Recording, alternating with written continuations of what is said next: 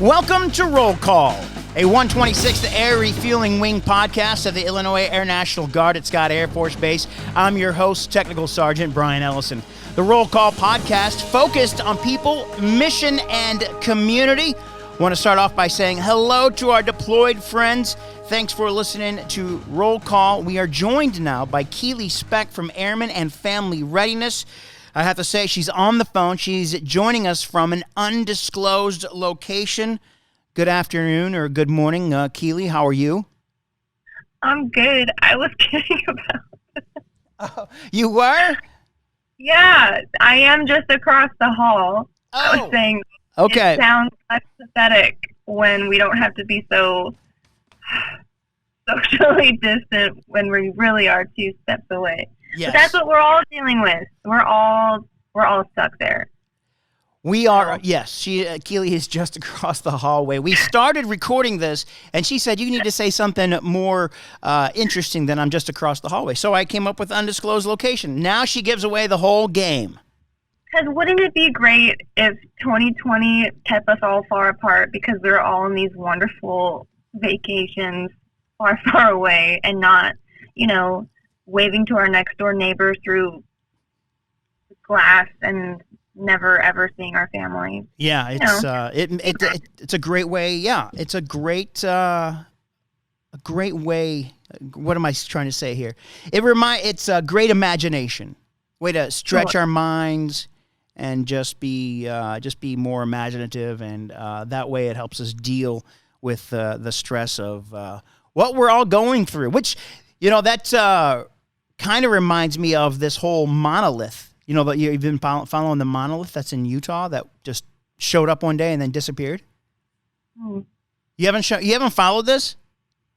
I saw it. I did not keep up with it. Would you like to tell me about it? No, it just showed up. The monolith just showed up in some Utah desert in a remote area. They just happened to see it. These park rangers or whatever just happened to see it show up in a pretty remote location that is really hard to get to. It showed up. People talked about it for a while, and then it just magically disappeared and supposedly just showed up in Romania. It's bizarre. And it gives us some kind of distraction. Love a good distraction or delusion, whichever. Yeah, sure. Whatever we got to get through to get through 2020.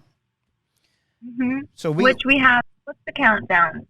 30 days. 30 days. We're recording this on December 1st. Yes, we have 30 days until this.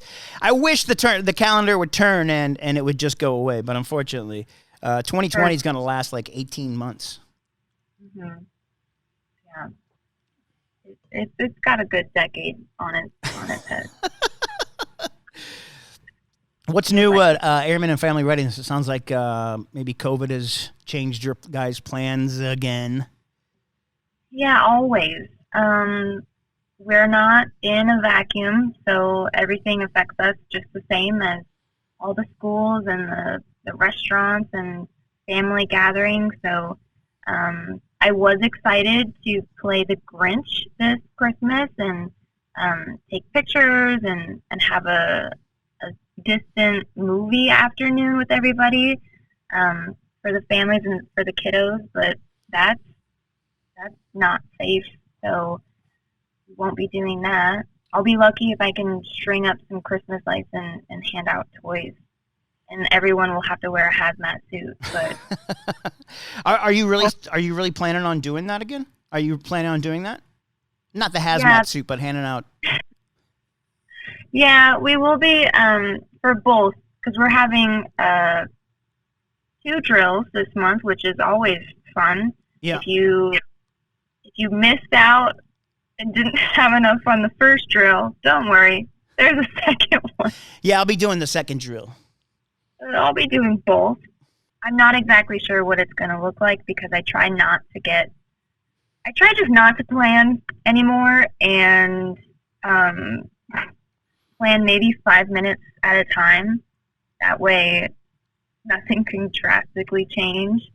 So what's funny is this year I think we've gotten the biggest turnout of donations. Like from the USO, we got double the amount of food baskets from the Dollar Tree. In coordination with Operation Homefront, we've gotten like, I want to say 2 to 3 times the amount of toys we've ever received, which we already have a hard time getting rid of everything because people are so generous that there's so many toys. And now with drill kind of being split up, it's like really not the year to have excess stuff. We're not going to have excess people. But it's nice to have everything. We're also going to have double the amount of Christmas trees available. Oh, that's great. It is great. So hopefully both of these drills happen and they can all go to lovely homes. The toys can get packed up and put under a tree. Otherwise, I've just been delivering all over within a few hours, just delivering to people because, if especially a deployed affected family member is like, I can't come down there, and sure, then I'll just drop it off at their house, and that way COVID isn't something that keeps them from getting the benefits that all of these different programs are trying to give back to our people. And then, who am I to have a barrier between that? It's like, no, sorry. Right. They're not drive. So, which is what we tried to do. It's what we did do with the virtual Halloween event. I mean, that was a really, really good, it was a fun turnout. Everyone was in their costumes. I think we talked about this last time, but, I'm a big fan of the virtual world because I'm goofy and sarcastic, but I'm very much a fan of being by myself. So I like the virtual world because to me, it's always been a way to connect with people while still being myself. I'm not pretending to be a social butterfly and like dressing up and hanging out in a big crowd. I get to just be social from just the head up, or just, I'm a fan of the virtual world, but I know that for a lot of people, maybe once or twice is a novelty, and then after that, they're so sick of it. I know that people are getting tired of seeing virtual before every event invitation or every email. Every company is trying to do something virtual and virtual this, and let's connect over, and I get people's frustration with that. And I try to have a lot more empathy because of my inner cynical joy that's like, oh, thank God life is virtual right now. I'm so glad for curbside pickup. And other people are like, I just want to walk through a mall. I'm not that type of person, but I can empathize that those people exist and they want to walk through a mall and get a Cinnabon. So actually a cinnamon roll sounds really good. So I would go to a mall just to get a cinnamon roll. But I mean, what are you, because my life is pretty much exactly the same. So, because I was new here to begin with. Right. I'm, very slow at building, because I don't like to leave the house. I don't, Right. What I mean? Yeah. I love giving my time to people in a work capacity. After that, I'm taking a nap, or I'm eating Popeye's chicken or something like that. Like my time is done. So to me, there's not a whole lot of change. My family already lives across the country. All of my friendships are pretty much virtual as is for the last few years, just moving all the time. And besides not going to get movie theater popcorn since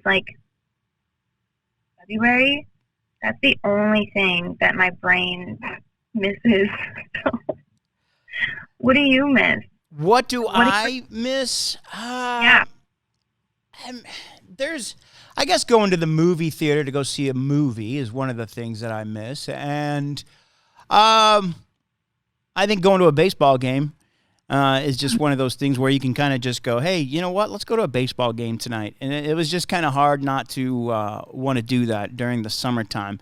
In the wintertime, we're not that active, so it's not that hard of a transition.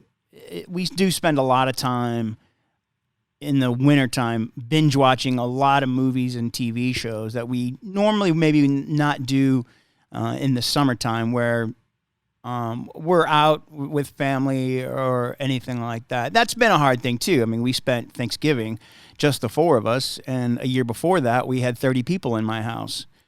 So that was that's difficult, not seeing my big family with my whatever, how many aunts and uncles that I have, 10 aunts, well, not 10 because my mom is one of them, but, 9 aunts and uncles and their kids and my cousins and all that come over to the house. So, yeah, that's been probably the most difficult thing. And I was tempted to say, you know what, screw it, let's do Thanksgiving with the family. And my wife was the voice of reason and said, nah, let's not do that this year.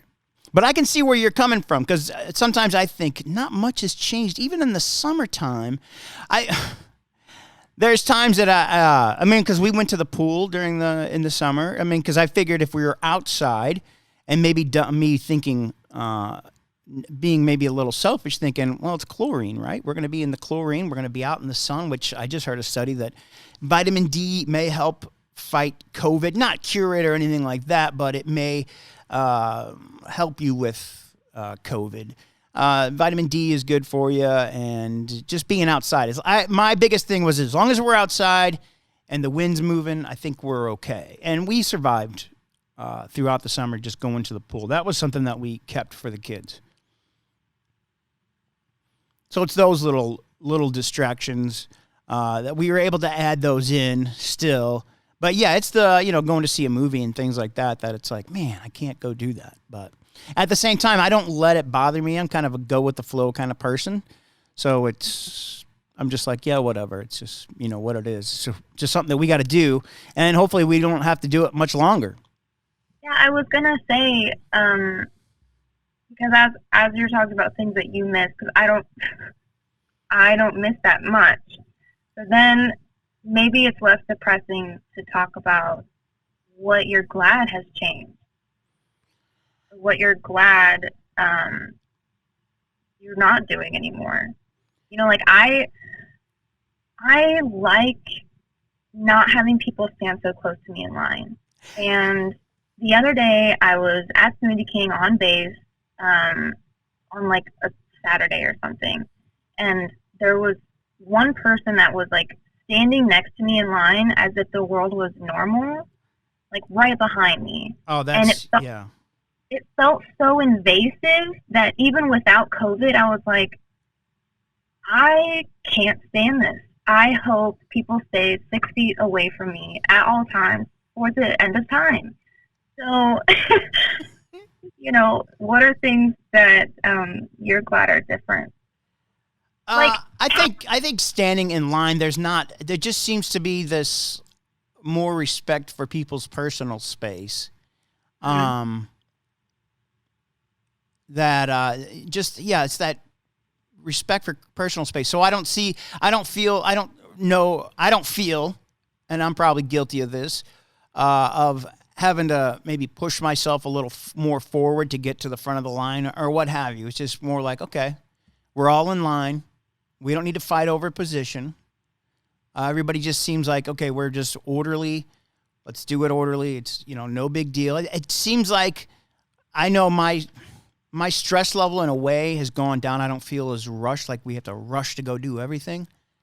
Mm-hmm. I just feel like, okay, this is the way it is. I'm cool with this. Yeah, I don't know. It just seems to, it's gotten a little bit more busier since the kids have gone back to school. Maybe we've gotten to more that rushed state, but most people, I feel like, are just a little bit more chill and understanding. What about?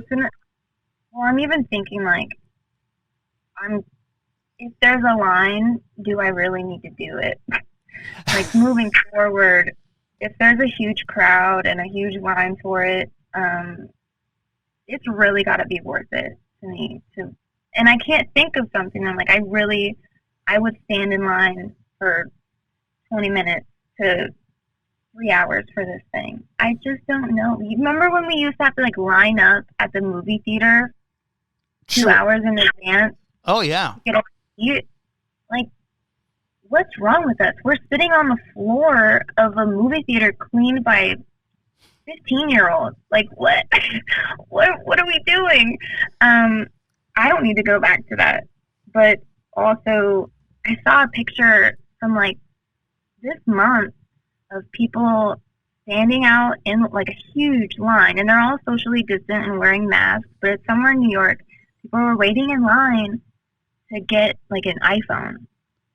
Or they're going to the Apple store. I'm just assuming it was because of the new release, but I think there's also a MacBook that got released or something. Oh, yeah, yeah. But anyway, some electronic that I'm like, let me just buy that online. Like, do I need to stand outside for 45 minutes to maybe touch a phone that I might buy? I went to the dentist and they gave me, well, they spray you with hand sanitizer after they screen you. Well, not like, right. Not spray, you know what I mean. Yeah. They spray your hands with hand sanitizer. And then they handed me a little cup of Listerine to like disinfect my mouth before they started working on me. And I was like, that's a good idea. Why didn't we do that before? Like, how many gross mouths did they have to work with for so long to not just like hand us mouthwash before we open wide or gross, I don't know. It's just weird to me, the things that we're now training ourselves to do that we didn't do before at all. Yeah. I was looking at a video, a System of a Down video, which, well, I don't remember which song it was. Maybe it's Toxicity, which is one of the first music videos to ever go over 1 billion watches on YouTube.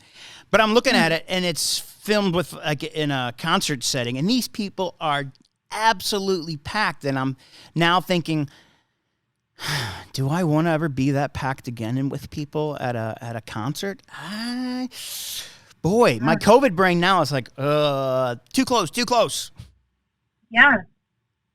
Yeah, the last concert I was at was in Seattle. I mean, this was a couple of years ago, but it was Machine Gun Kelly, and we're in this teeny tiny, like, bar setting.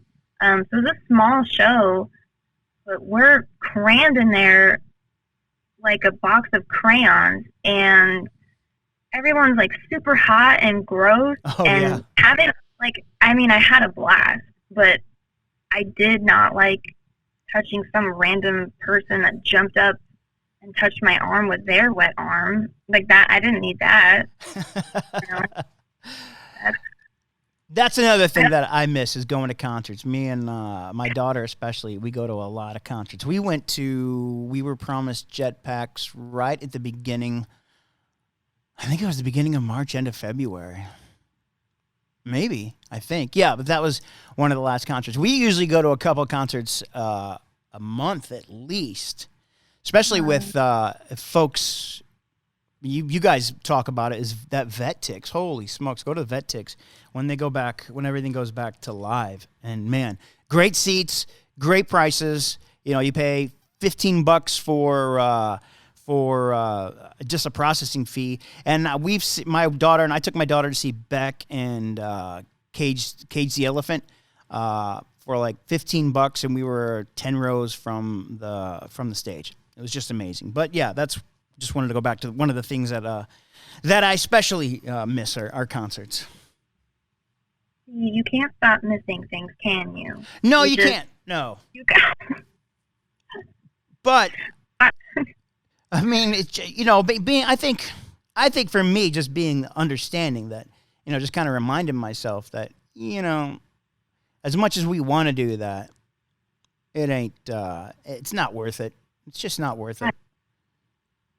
Yeah. And I was thinking, so I don't have kids, so there's not a lot of pressure for me to do anything normal or traditional or anything like that for at all, but especially like in the holiday season, you know, my niece will send me like a wish list, and it's like me, my dog, and some tacos, and that's what she wants for Christmas. She's 9. And that was also what she wanted for her birthday in June. So I think she's just being lazy and not writing a new list. But you know, we're across the country, so I can kind of get away with the excuse of like, well, I'll send you something in the mail, and like that's what it is. Right. So, you know, for the holidays, for people that have, especially kids, but you know, there are still adults that really love to dive into the holiday season. That this is going to be. I know it's already been hard with Thanksgiving come and gone, but coping with kind of forcing yourself to sit still when for some people it's a lot harder to just dismiss the holidays. Like I could just blink and it didn't happen and I would be fine. Right. But you having kids or other people having extended like traditions, that's hard. I mean, how are you going to do that this season? I mean, we're going to do the same thing we did for Thanksgiving. It's just going to be us. We did a Zoom call with my wife's family, so her sister, her husband, my, all her brothers and sisters, and her mother were all on the Zoom call. You know, from Arizona, Idaho, California, and Wyoming, and that felt good to be able to talk to them.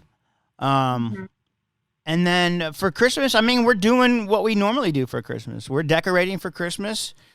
We may be putting in a little more effort into it than we normally do because we're maybe more busy during this time, running from here to there, and we're not. I mean, most everything that we buy now for Christmas, especially, is online. Right. So, I mean, not much has changed in that fact. And I think that's a good distraction. I think I may be wrong, but, man, I go out and I wear my mask. But, you know, we go to Lowe's and Home Depot. I go there too much probably. But, you know, just there was a ton of people just that it seemed like more than usual out there decorating their homes for the holidays. Maybe because they're going to be home for the first time. And I think that's a good distraction. Is to go out and maybe decorate your home more than you would or decorate your home for the first time. Yeah, I do like the idea of taking advantage of the space you're in. Definitely the concept of home is something that when we're allowed to hustle and bustle and be out 24/7, we really take for granted you know, the space that we're in.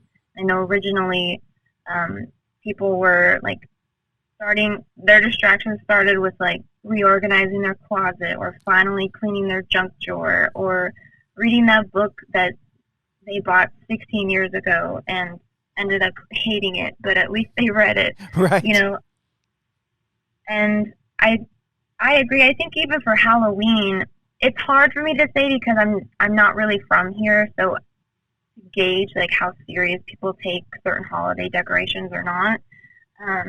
But I definitely think that this year across the country, people were going all out for Halloween and like figuring out how to just make their house look. You know, did you ever seen like the YouTube videos? There's a house, I think it's in Texas.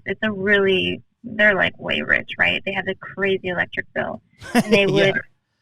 They would sync their Christmas lights up to music. Oh, and sure. So it would be like a concert with the lights at their house. And like one year they did like The Nightmare Before Christmas. This is Halloween. And I feel like I've seen a lot more people doing that type of a grand gesture with lights and decorations this year. You know, because it is just that one little magical moment that even if this were a normal year, and COVID wasn't a thing, and we could do whatever we want. We're always so focused on the holiday season with that consumerism and like, what am I going to buy this person, or what am I going to, and we forget about just that. Like, what's your favorite Christmas present you've ever got? Do you remember? I think my first stereo. I think it was my first stereo in 1983. I always go back to that because my favorite band is The Police, and I also got Synchronicity that year. That just shows you how old I am. But I mean, that was something that I didn't even know I wanted, but I got it, and it probably changed my life forever. Honestly. Other than that big favorite Christmas present, do you remember any other presents you really ever got? Without thinking about it. Yeah, my first bike too. I remember that. I think I got that the year before. But other than that, no, probably not. I mean, to some people, they might have a very photographic memory and they could tell you everything they've ever gotten ever. Right. But the point of it being that we're so focused on making that one gift-giving experience so special that sometimes we forget, like, just the act of making a memory of putting up lights together, or driving by and seeing Christmas lights is a lot more impactful, like, on our brain than opening a gift and being like, okay, what's next? Right. And that's what I hope that we do with our kids, is that it's more about the the act of putting up the decorations and just being together as a family. And that's a great distraction for this time of this, especially this year. It's just, going out and let's build a family memory, not of buying something, not of going somewhere, of just sitting at the house and let's decorate. There are a lot of things outside. There's no restrictions on hiking, and there's so many cool outdoor places even in a flat state like Illinois that we can still go out and find. We can, name another one.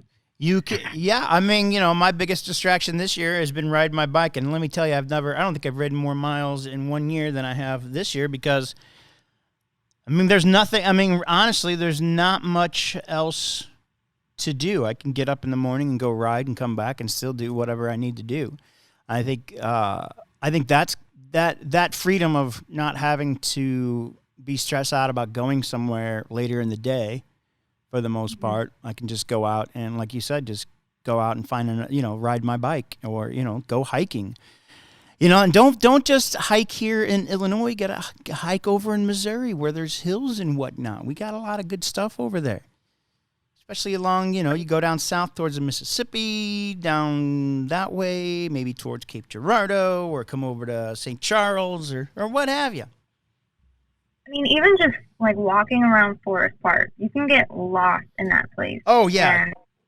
And I was there this weekend. I walked around for, like, 2 hours, and you notice so much and you see so much. And even if you have to, like, wear a coat because it's a little bit cold out, I saw horses.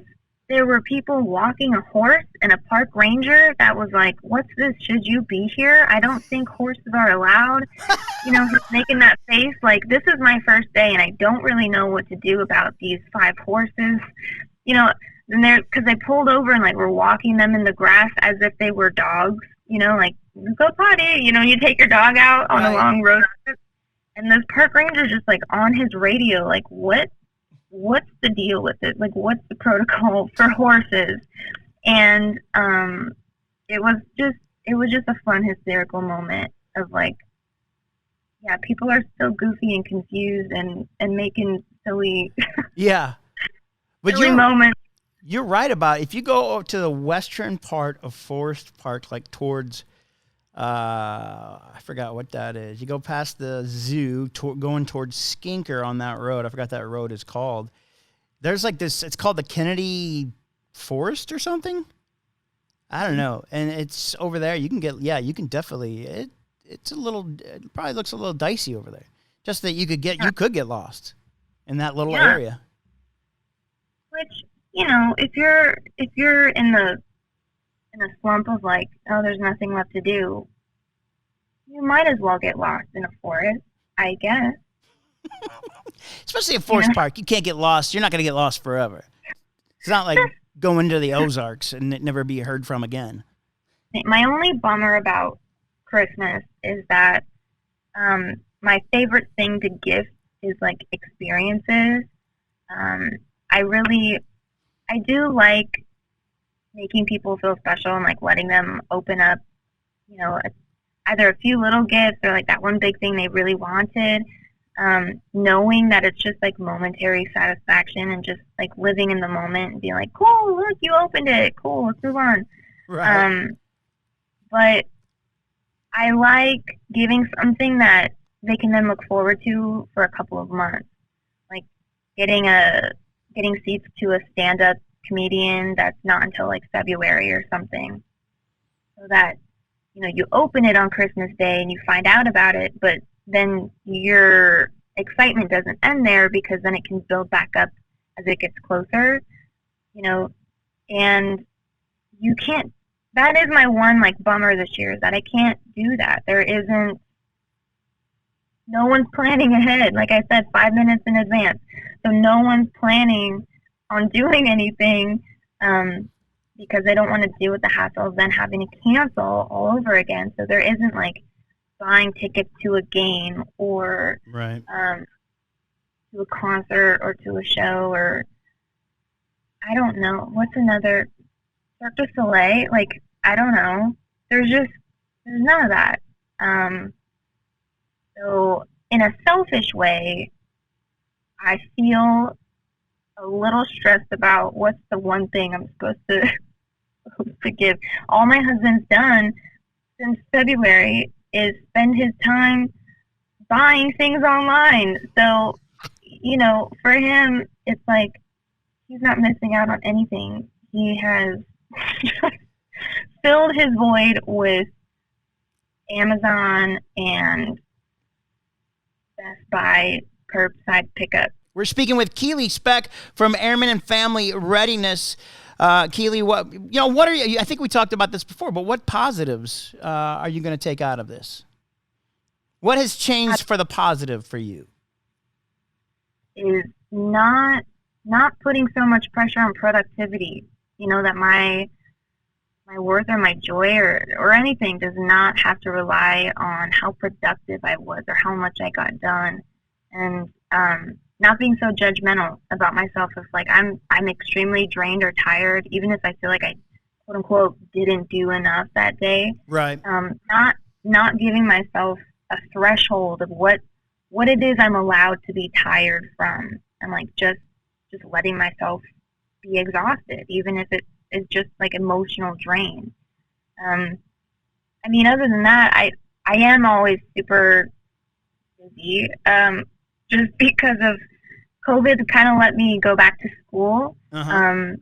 And so I am finishing up my degree, and that's always great. I'm spending a lot more, even though I'm pretty much in the office every day since we started quarantine. I think I'm just being a little more mindful of being at home and what that means to me. Especially my husband and I do not work the same shift, so I go to an empty house after shifts every day. So I'm in an empty office, and then I go home and I'm in an empty house.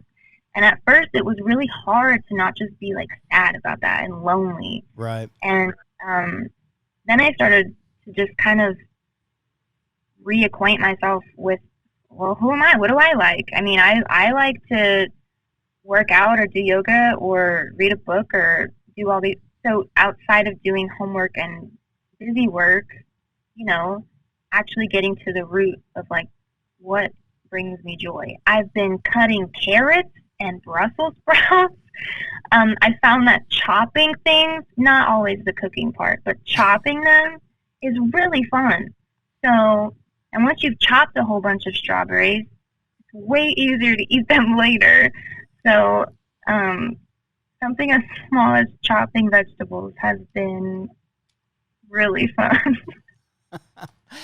I think that's a great idea, that just getting to know yourself and slow down and Find out what brings you joy. I think that's one thing that's just slowing down, I think has been the big thing. But I can tell you that you still have, even though we're not doing as much, we still have that stress because we're always having to be thinking about, okay, how do we position our body so that we don't get sick? And then now I just started having COVID dreams where the other day I had a dream that I went out without a mask into a large crowd and then I don't know, and then just fretted on whether I was going to get sick or not. And that's a dream I've never had before. Well, that's a fever dream. You definitely have COVID. You should go get tested. And I can't even think about where. I mean, I don't know why that would have happened, but I think maybe that's just a subconscious worry that I have of I don't know, being stuck in a crowd without a mask. Yeah, definitely letting ourselves just slow down. And I really don't remember a time that I felt genuinely bored during quarantine. And I think because the feeling of boredom usually came from this pressure that I was supposed to be doing something else. And so then I'd feel bored because I was like, I need to be, like, I have a day off. I need to be spending it doing something fun, or I need to be, you know what I mean? Instead of just like, oh, I have a day off. Like, I could just do something and that would be great. Like, maybe my body really doesn't want to work out every day. Like, maybe it wants to take a nap 6 times a day, and that's great. Mm-hmm. You know? So, that's, I do like that concept of slowing down, as much as we can, and what's healthy, because that's different for everyone.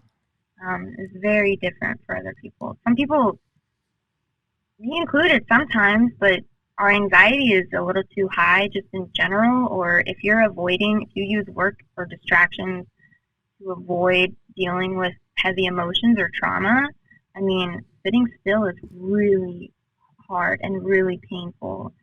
And I think that's why we've noticed a lot more people going to therapy, that, you know, they're trying it for the first time. It's because they're finally having to sit alone with pain. Right. You know, and I really just encourage people to honestly be patient with yourself and really try to allow whatever comes up to just be there, and it doesn't have to be solved every time. Because sometimes, as if you were a friend to yourself, sometimes you just need to feel it and then it's gone. But suppressing it or telling it to go away just makes it worse. So, get outside, wear a mask, wash your hands for the rest of your life, not just now, and don't be so hard on yourself from now until forever. You're doing great. That's great. That's great advice.